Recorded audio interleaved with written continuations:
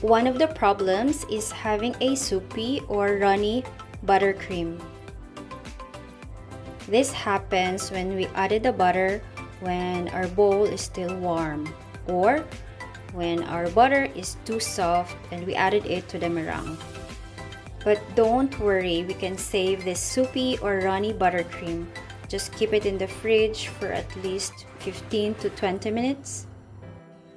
Then take it out and start whipping again. Just continue whipping until it turns into a smooth and silky buttercream.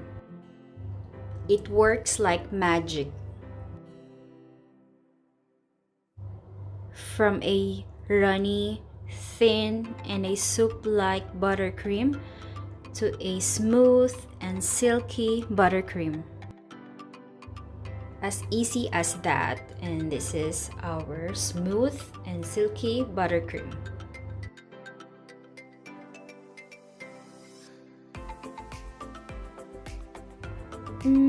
What if the buttercream curdles? Actually, this normally happens when we add in the butter into the meringue when it's too cold.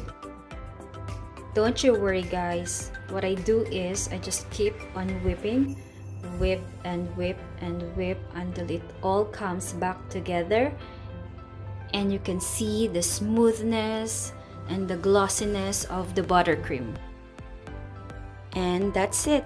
This Swiss meringue buttercream is not that easy to make because it requires a lot of time and patience, but it's really worth it. Because this one is really delicious and it's not overly sweet unlike any other buttercream. Hope you guys like this video, and